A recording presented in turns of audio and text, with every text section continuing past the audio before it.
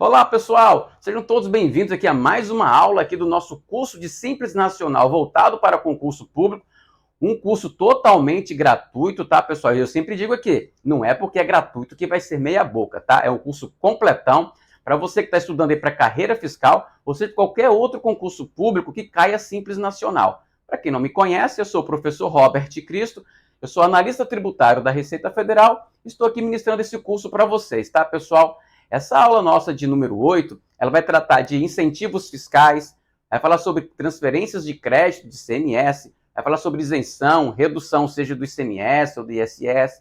Também vamos abordar também um pouquinho aqui sobre retenções na fonte de ISS. Espero que vocês estejam curtindo o nosso curso aqui. Se você não for inscrito no canal, aproveita este momento, pessoal. Vai lá, se inscreve no canal, curta este vídeo e compartilhe, que isso nos ajuda demais, tá, pessoal? Então, sem maiores delongas, vamos para a nossa aula de hoje. Então vamos dar início aqui então nossa aula de número 8. Vamos iniciar aqui falando sobre o assunto incentivos fiscais. Então estamos a tratar aqui lá da Lei Complementar 123. Vejamos o artigo 24. As microempresas e as empresas de pequeno porte, optantes pelo Simples Nacional, não poderão utilizar ou destinar qualquer valor a título de incentivo fiscal. Veja que é a regra, pessoal. O artigo 24 ele traz a regra geral. Qual é a regra geral? Que as microempresas e as empresas de pequeno porte optantes pelo Simples Nacional não poderão utilizar ou destinar qualquer valor a título de incentivo fiscal. Fique bastante atento na hora da questão da prova, que às vezes o examinador quer te saber se você conhece o caput do artigo 24, tá? Se cai alguma literalidade nesse sentido, você vai marcar que sim, não tem nenhum tipo de benefício fiscal. Mas há exceções, nós vamos trabalhar essas exceções agora. Vamos começar aqui pelo parágrafo 1º, que diz o seguinte: não serão consideradas quaisquer alterações em base de cálculo, alíquotas e percentuais ou outros fatores que alterem o valor do imposto ou contribuição apurado na forma do Simples Nacional, estabelecidos pela União, Estado, Distrito Federal ou municípios, exceto as previstas ou autorizadas nesta lei complementar. Então, como eu disse agora há pouco, a regra é que a empresa optante do Simples Nacional não faz jus a nenhum tipo de benefício fiscal, tá? Aí vem o parágrafo 1º e vai dizer, olha, exceto as que já estão aqui disciplinadas na própria lei complementar. Nós vamos continuar com esse estudo aqui, tá?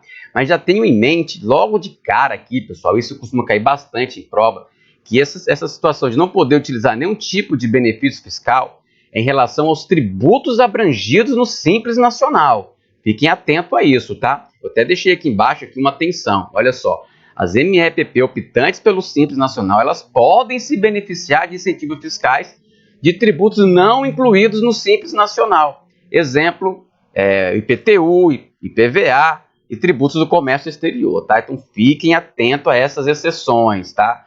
Não pode aqui, a princípio, se beneficiar de nenhum tipo de benefício fiscal relativamente aos tributos abrangidos no Simples Nacional, tá? E mesmo assim, tem que ficar atento às exceções que a própria lei complementar traz, tá? Então vamos seguir aqui com nossos estudos. Olha o artigo 18, parágrafo 20. Na hipótese em que o Estado, o município ou o Distrito Federal concedam isenção, olha, então já observem que a lei complementar já deixa, né, autorizado para que o Estado, né, e município ou Distrito Federal concedam, sim, isenção ou redução do ICMS ou do ISS devido por microempresa ou empresa de pequeno porte, ou ainda determine recolhimento de valor fixo para esses tributos. Nós estudamos valores fixos mensais quando nós estudamos na aula anterior lá sobre o cálculo do Simples Nacional. Então fiquem aí atentos, tá, também. Se você não estiver lembrando, volta na aula anterior que lá está explicado o que seria, então, esses valores fixos mensais. Então o que está dizendo aqui? Se o Estado, município ou Distrito Federal conceder algum tipo de isenção ou redução, tá, dos tributos que estão lá dentro do Simples Nacional, neste caso aqui vai ter o quê? Vai ter o ajuste proporcional na forma recolhida por esses tributos dentro do documento de arrecadação, porque não faria nenhum sentido, né, pessoal? Se o Estado deu isenção do ICMS, vamos supor que tenha sido uma isenção integral, em determinada faixa de receita bruta. Lá, quando nós estudamos o cálculo do Simples Nacional, nós falamos lá, para calcular o Simples Nacional, para encontrar a faixa de tributação, precisamos da RBT12. Vamos supor que um determinado estado tenha dado isenção ali, integral do ICMS, por exemplo. É claro que aquele ICMS que deixou de ser recolhido não vai poder ser distribuído, né, pessoal? Porque não tem ICMS recolhido. É isso que está dizendo aqui, tá? Outro ponto aqui que eu o artigo 18, parágrafo 20A. A concessão dos benefícios que trata o parágrafo 20 deste artigo poderá ser realizada mediante deliberação exclusiva e unilateral do Estado, do DF ou do município concedente, de modo diferenciado para cada ramo de atividade. Então veja que o Estado, ele mesmo, de forma unilateral, ele pode sim instituir esses benefícios fiscais, redução de ICMS, isenção, tá? Não precisa de autorização do Comitê Gestor do Simples Nacional, por exemplo.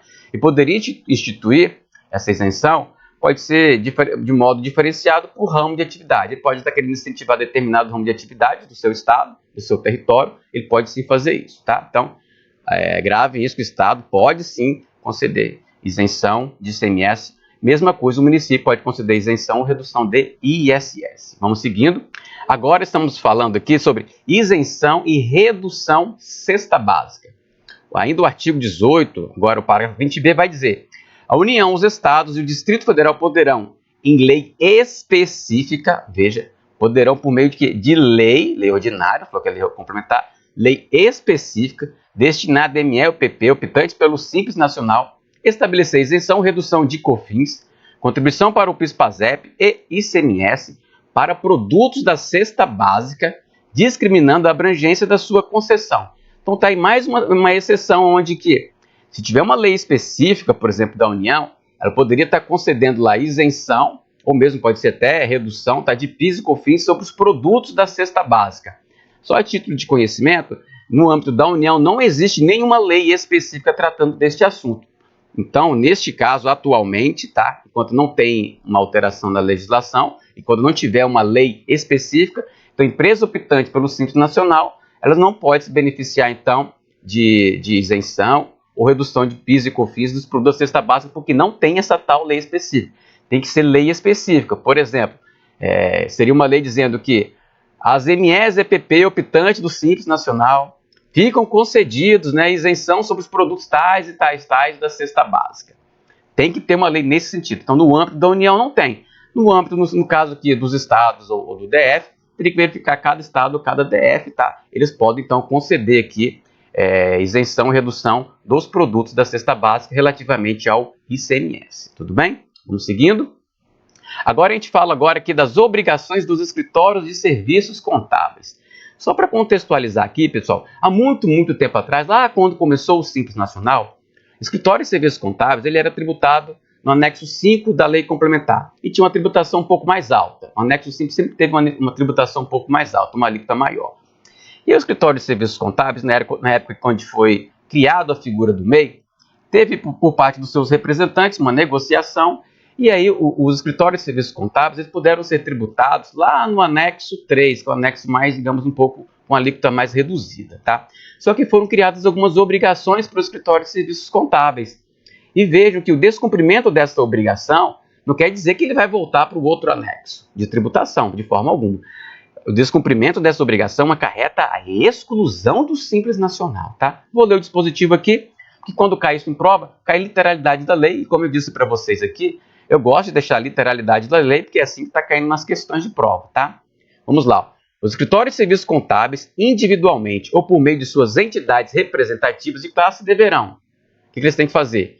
Promover o atendimento gratuito relativo à inscrição, a opção do MEI e a primeira declaração anual simplificada da microempresa, né, individual, podendo, para tanto, por meio de suas entidades representativas de classe, firmar convênio com a União. Veja então que o escritório de serviços contábeis tem que fazer esse serviço aqui gratuitamente, tá? Sob pena de exclusão. Então, se chegar um microempreendedor individual lá solicitando para fazer a inscrição dele, neste caso aí, se o escritório de contabilidade se recusar a fazer, se o contribuinte, né, suposto possível contribuinte, fizer alguma denúncia, o escritório de serviços contábeis poderá ser excluído, tá, do Simples Nacional.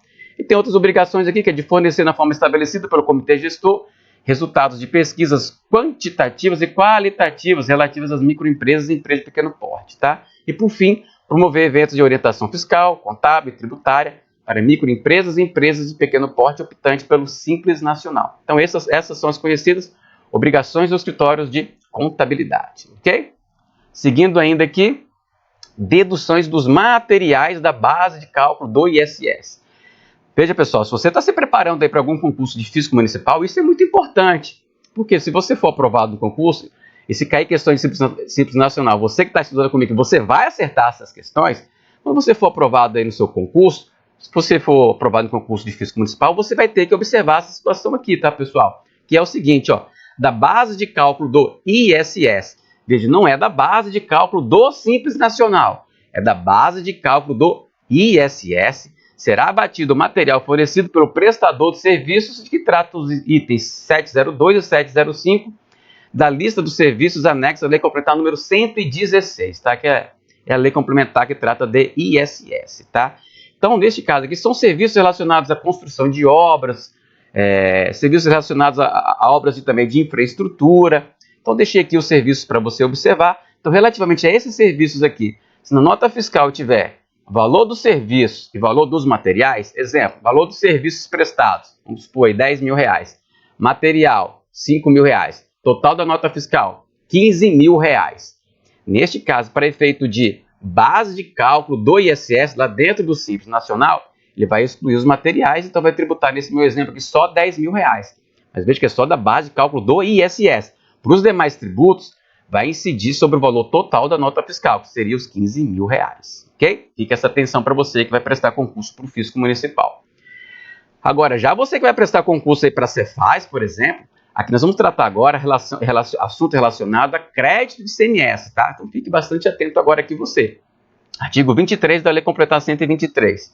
As microempresas e empresas de pequeno porte optantes pelo Simples Nacional não farão jus à apropriação e nem transferirão créditos relativos a impostos ou contribuições abrangidos pelo Simples Nacional. Então, qual é a regra? Empresa do Simples Nacional, optante, ela não pode fazer jus, ela não pode se apropriar de créditos e também, regra geral, ela não transfere créditos. Mas veio o parágrafo primeiro aqui para dar uma exceção aqui, que vai dizer o seguinte: as pessoas jurídicas e aquelas equiparadas pela legislação tributária, as pessoas jurídicas não optantes pelo Simples Nacional, terão direito a crédito correspondente ao ICMS, incidente sobre as suas aquisições de mercadorias de microempresa ou de empresa de pequeno porte, optantes pelo Simples Nacional, desde que destinados à comercialização ou industrialização e observado como limite o ICMS efetivamente devido pelas empresas optantes pelo Simples Nacional relativamente a essas aquisições. Então, o que está dizendo aqui, pessoal? Nós já sabemos agora que, regra geral, a empresa optante pelo Simples Nacional não faz jus a crédito e nem transfere crédito. Aí veio a exceção que está dizendo aqui, parágrafo primeiro com relação ao ICMS. Olha, se a empresa adquirente for não optante pelo Simples Nacional, e se essas aquisições, então, for destinada à comercialização ou industrialização, ela poderá sim se apropriar de crédito, tá? Mas apenas relativamente àquele percentual do ICMS recolhido dentro do Simples Nacional, tá? Então, fique atento a isso aqui. Isso tem caído em provas de concurso das secretarias de Fazenda estaduais, tá? Vamos seguindo aqui com nossos estudos ainda em relação ao crédito, tá? Não haverá transferência de créditos quando é MEPP. Então, veja, a regra é que não transfere, depois uma exceção dizendo que poderia transferir. Agora vem mais umas outras exceções a própria exceção. Parece até confuso, né, pessoal? Então, não transfere a crédito ICMS quando a MEPP estiver sujeita à tributação do ICMS por valores fixos mensais. Então, nós já estudamos valores fixos mensais. Então, se aquele estado colocar que aquela microempresa pode se valer dos valores fixos mensais, se ela tiver, então, sendo tributada com os valores fixos mensais, ela não vai transferir crédito para sua adquirente não optante, tá? Outra situação, não informar a alíquota no documento fiscal. Então, se não colocar a alíquota no documento fiscal, a empresa não optante do Simples Nacional estiver comprando, não vai poder se apropriar de crédito. Outra situação, houver isenção estabelecida pelo Estado, que abrange a faixa de receita bruta que é microempresa ou empresa de pequeno porte e estiver sujeito no mês da operação. Então, se o Estado instituiu uma isenção, por exemplo, até a terceira faixa do ICMS, e se naquele mês ali ele emitiu uma nota fiscal e ela estiver ali na segunda faixa do ICMS, ou seja, está isenta do ICMS, ela não transfere crédito, tá? E por último aqui, muito interessante isso aqui, pessoal, bastante interessante aqui, ó, for optante pelo regime de caixa. Então, nós já colocamos aqui no nosso curso que a empresa optante do Simples Nacional ela pode escolher se vai tributar pelo regime de competência ou pelo regime de caixa. Veja que se a empresa for optante escolher o regime de caixa, ela não transfere crédito de ICMS, tudo bem? Então, bastante atenção aqui também. Seguindo ainda, mediante deliberação exclusiva e unilateral dos estados do DF, poderá ser concedida às pessoas jurídicas e aquelas a ela equiparadas pela legislação tributária não optantes pelo Simples Nacional, créditos correspondentes ao ICMS incidente sobre insumos utilizados nas mercadorias adquiridas de indústria optante pelo Simples Nacional. Aqui, pessoal, alguns estados chamam de crédito presumido. O que ele está dizendo aqui? Olha, você que é não optante do Simples Nacional, você está comprando de uma indústria optante pelo Simples Nacional, se o seu estado ali, ele pode sim te dar um crédito presumido de ICMS. Ou seja, além daquele crédito que a empresa optante já paga dentro do Simples Nacional, que a gente chama aqui do ICMS incidente na operação própria, além daquele crédito ali, se o Estado instituir, ele mesmo pode, tem que verificar. Se o Estado instituir, se ele quiser, ele pode instituir então tal de um crédito presumido, no caso você estiver comprando então insumos de indústria optantes pelo Simples Nacional, ok? Vamos lá, pessoal. Mais uma questão aqui relacionada ao ISS, mais uma vez para quem vai fazer aí concurso físico municipal. A retenção na fonte de ISS das microempresas ou das empresas de pequeno porte optantes pelo Simples Nacional somente será permitida se observado o disposto no artigo 3º da Lei Complementar 116 e deverá observar as seguintes normas. Existia uma dúvida, né, pessoal? Muitos falam, a empresa optante do Simples Nacional pode sofrer ou não retenção de ISS? Aí depois nós tivemos aí algumas legislações tratando de forma mais detalhada, que seria a resolução do comitê gestor, mas na própria lei complementar tem esse dispositivo aqui, que é o artigo 21, parágrafo 4º, dizendo sim, a empresa optante pelo Simples Nacional, ela pode sim sofrer retenção na fonte, mas ele vai trazer aqui alguns critérios que tem que ser observado para que a empresa então faça, que ela sofra retenção na fonte. Primeiro item aqui, veja só, o inciso 1 vai dizer, a alíquota aplicável na retenção na fonte deverá ser informado no documento fiscal e corresponderá à alíquota efetiva de ISS a que a MEPP estiver sujeita no mês anterior ao da prestação. Olha essa confusão aqui, pessoal. Eu vou ter que dar um exemplo aqui. Vamos supor que uma empresa optante do Simples, o serviço dela, de acordo com a legislação do município, está sujeito à retenção na fonte. Então, ela tem que destacar lá a alíquota do ISS para que o tomador, né, o cliente, no caso lá, faça a retenção na fonte. Então, o que essa empresa optante do Simples Nacional tem que observar? É a alíquota do mês anterior ao da prestação. Olha esse exemplo aqui. Vamos supor que a nota fiscal vai ser emitida no mês de abril de 2023. Mês anterior da prestação, mês de março. E para achar a alíquota do mês de março, para quem está estudando aqui com a gente, na nossa aula de cálculo, sabe que tem que achar a RBT12 para poder encontrar a faixa de tributação. Tem que encontrar o que? A RBT12 para o mês de março. A RBT12 para o mês de março vai ser o quê? Vai ser a receita bruta ali do mês de fevereiro de 2022, janeiro de 2022, até completar 12 meses anteriores. Tudo bem? Veja que não precisa da receita bruta, por exemplo, do mês de março, nem do mês de abril. Porque a legislação fala que vai destacar a alíquota incidente no mês anterior ao da prestação. Então, a prestação ocorreu em abril, mês anterior. Qual é a alíquota, então, no mês anterior? Mês de março. Para encontrar a alíquota de março, preciso de quê? RBT12, então vai ser as receitas anteriores a março. Tudo bem? Seguindo. Na hipótese do serviço sujeito à retenção ser prestado no mês de início de atividade da microempresa ou da empresa de pequeno porte, deverá ser aplicado pelo tomador a alíquota de 2%. Então, se está no primeiro mês de abertura da empresa, o legislador fala, olha, você vai destacar ali para efeitos de retenção 2%. É simples assim, tá, pessoal? Então, se for, o CNPJ foi aberto agora no mês de abril, tá? Neste caso ali, qual vai ser a alíquota? Vai destacar 2%, tá? Só que mais uma outra regra, ó. Na situação anterior, no início de atividade, tá? De ter destacado lá os 2%, constatando-se que houve diferença entre a alíquota utilizada e a efetivamente apurada, caberá à MEPP, prestadora do serviço, efetuar o recolhimento dessas diferenças no mês subsequente ao do início de atividade em guia própria do município, não é em guia do Simples Nacional. Então, outro exemplo. Então, a empresa teve seu início de atividade no mês de abril. Então, ali, logo fez a sua abertura, já emitiu uma nota fiscal. A retenção vai ser de 2%, tá? É quando fechar o mês de abril e tudo mais, ela vai calcular a alíquota que ela tem que pagar no Simples Nacional relativamente ao mês de abril, tá? Neste caso, se ela encontrar uma alíquota naquele mês ali maior do que 2%, tá, de ISS, aí ela tem que pagar essa diferença em uma guia própria do município, tá? Vamos supor que tenha dado a alíquota de 2,75. Como só reteve na fonte 2%, Então vai ter 0,75 que ela vai ter que jogar sobre a receita bruta, que teve sujeito a incidência, e aí sim vai poder fazer o quê? Pagamento em guia própria do município. Ainda que com relação à retenção do ISS, veja só, na hipótese de MPP está sujeita à tributação do ISS no Simples Nacional por valores fixos mensais, não caberá retenção na fonte, tá, pessoal? Então, se o município tiver instituído o valor fixo mensal e aquela empresa tiver sujeita a esse valor fixo, ela não tem que destacar nada de retenção na fonte, ela não vai sofrer retenção na fonte do ISS, tá? Aqui é mais simples. Seguindo, na hipótese de ME ou a empresa de pequeno porte não informar a alíquota de que trata o inciso 1 ou inciso 2 deste parágrafo do documento fiscal, aplicar-se-á a alíquota efetiva de 5%. Então, no caso da MPP, tiver sujeito à retenção na fonte, não destacar lá a alíquota que ela tem que colocar lá no documento fiscal, então, ao tomador de serviço, não tendo lá, se aquele serviço tiver sujeito à retenção, vai reter 5%, tá? É simples assim, direto. Outra situação, não será eximida a responsabilidade do prestador de serviço quando a alíquota do ISS formado no documento fiscal for inferior à devida, hipótese que o recolhimento dessa diferença será realizado em guia própria do município.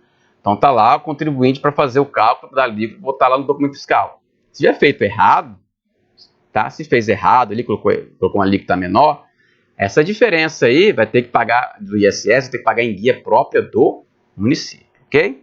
Agora, então, mudamos um pouco de assunto, vamos falar sobre compensação e restituição, tá? Vamos tratar a literalidade da lei complementar, tudo bem? Está lá no artigo 21.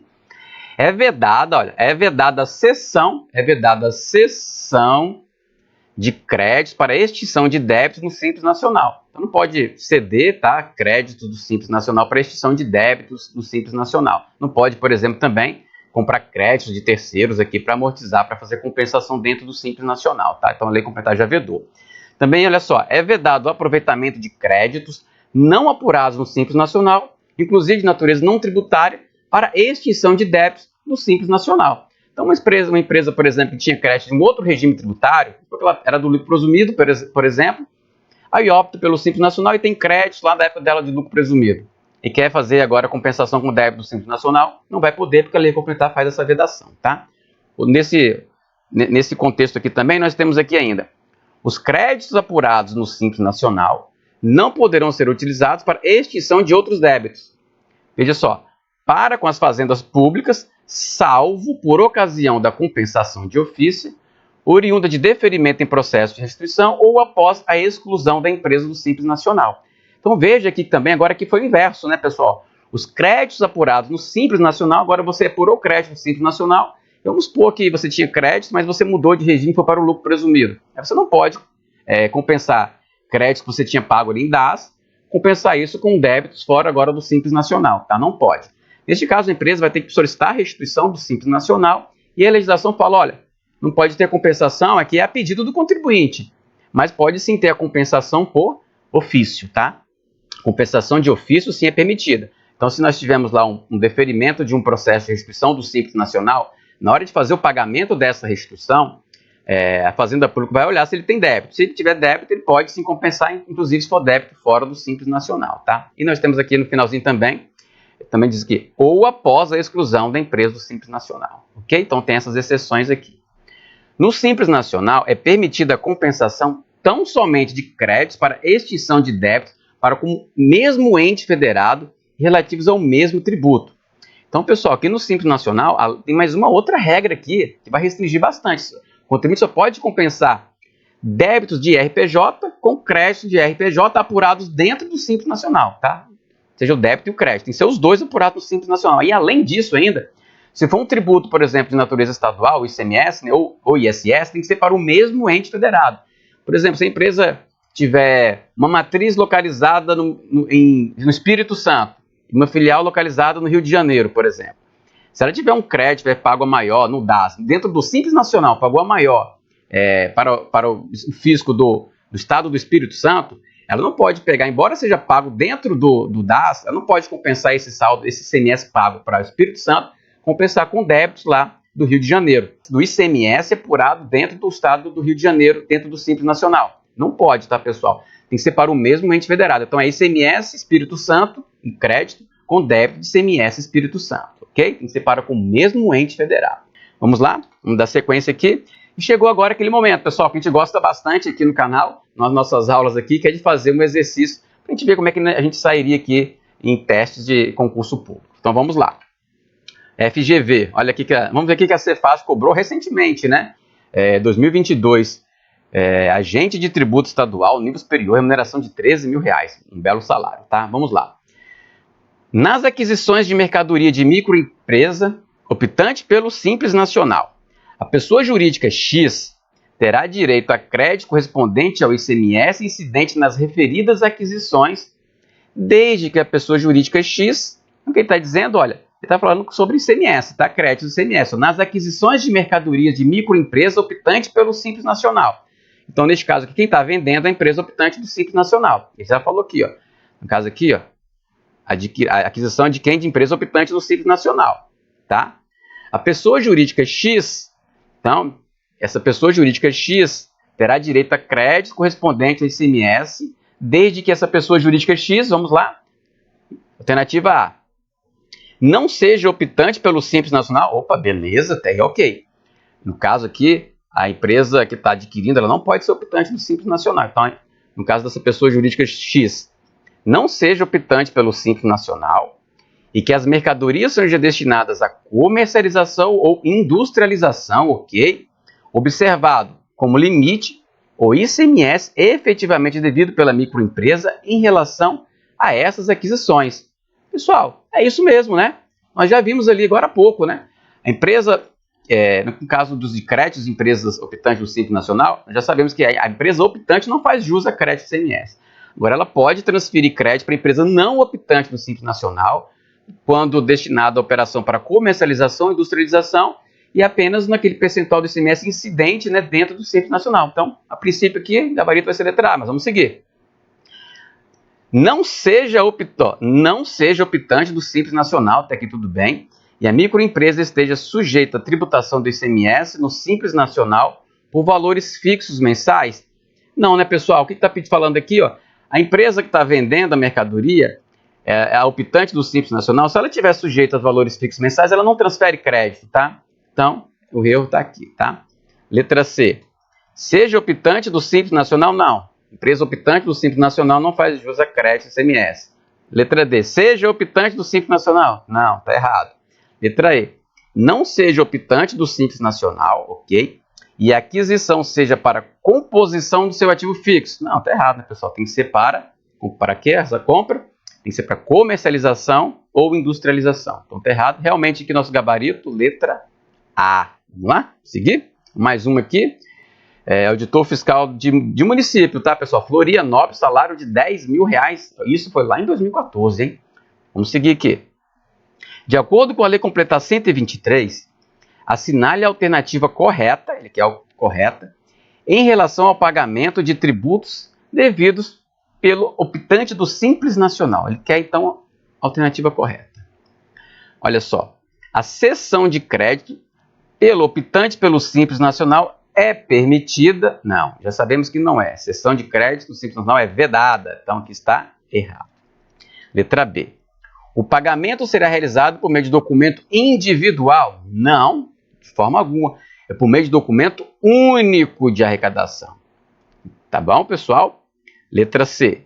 Na hipótese de a microempresa ou empresa de pequeno porte possuir filiais, o recolhimento dos tributos do Simples Nacional dar-se-á por cada estabelecimento? Errado. Errado. A arrecadação, o recolhimento vai ser unificado em uma guia única, tá, pessoal? O que é unificado?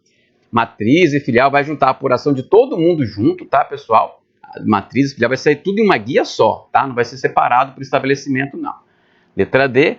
É vedado o aproveitamento de créditos não apurados no Simples Nacional, inclusive de natureza não tributária, para extinção de débitos no Simples Nacional. Tá certo, a princípio esse vai ser o nosso gabarito. Vamos lembrar lá, pessoal, recapitulando aqui. Então, créditos apurados fora do Simples Nacional não podem ser aproveitados para ser compensados com débitos apurados no Simples Nacional e vice-versa, né, pessoal? Já sabemos disso. Vamos lá para a alternativa E. O valor não pago até a data do vencimento sujeitar-se-á à incidência de encargos legais na forma prevista da legislação do Imposto sobre Serviço? Não é, pessoal. Aqui os encargos vai ser da legislação do IR, tá? Lá do imposto de renda, tá? Então fique atento a esse ponto aqui. Os encargos, tá, pessoal? Multa de mora e juros vai ser de acordo com a legislação para o imposto de renda, tudo bem? Vamos lá para... Já tem mais uma? Sim, tem mais uma aqui, pessoal. Olha esse aqui. Do CESP, tá bom? Tribunal de Contas do Estado. Olha essa daqui. Com base no dispositivo da lei complementar, julgue o item abaixo. As microempresas e as empresas de pequeno porte optantes pelo Simples Nacional não podem utilizar ou destinar qualquer valor a título de incentivo fiscal? É isso, né, pessoal? Essa é a regra. É lá o caput do artigo 24, que a gente viu agora há pouco. Veja aqui que a banca quis testar os conhecimentos, você sabia a regra geral. Estudei com vocês aqui que existem várias e várias exceções, mas ele quis aqui a regra. Então nós temos que o gabarito aqui, então, realmente aqui vai ser aqui, ó. Item está certo, esse item aqui está correto, pessoal. Então tem mais uma aqui ainda. Vamos lá, olha essa daqui, banca FGV, Cefaz, tá? Vamos lá. O município de Ver o Sol está oferecendo benefício fiscal para empresas prestadoras de serviços que nele venham a estar sediadas. O benefício consiste em redução da alíquota do IPTU durante 10 anos para 0,5%. A empresa Alfa Limitada tem interesse em utilizar o benefício, mudando sua sede para Ver o Sol. Entretanto, está inscrita no Simples Nacional. Neste caso, a empresa... Então vamos lá. E quer saber então se a empresa Ver o Sol vai o quê? Letra A. Poderá se utilizar do benefício, visto que IPTU não é abrangido pelo Simples Nacional, não havendo, portanto, qualquer impedimento. É isso mesmo, pessoal. Quando nós tratamos lá a regra geral do benefício fiscal, já vimos que a regra geral não pode utilizar, né, benefícios fiscais, tá? Mas ali, quando fala da regra geral, ainda da regra geral, é com relação aos tributos abrangidos no Simples Nacional, e IPTU está fora do Simples Nacional. Então, o município pode legislar tranquilamente aqui com relação às empresas, mesmo que seja optante do Simples Nacional, e as empresas do Simples Nacional vão sim fazer jus àquele benefício, tá? Então, o princípio aqui, o nosso gabarito seria a letra A mesmo. Vamos dar uma olhada aqui. Fica impedido de utilizar a redução de alíquota do IPTU, pois a inscrição no Simples Nacional obsta a utilização de qualquer benefício fiscal. Mas aí, no caso que acabei de falar com vocês, seria no caso de tributos abrangidos no Simples Nacional. Letra C. Poderá se utilizar do benefício fiscal relativo ao IPTU, mesmo inscrita no Simples Nacional, se acrescentar o pagamento do IPTU, né, na base... Não tem nada a ver, né, pessoal? Não tem nada desse se aqui não, tá? Então isso aqui está errado. D. Fica proibido de utilizar o benefício fiscal? Não, já sabemos que está errado. Ele pode, não é proibido.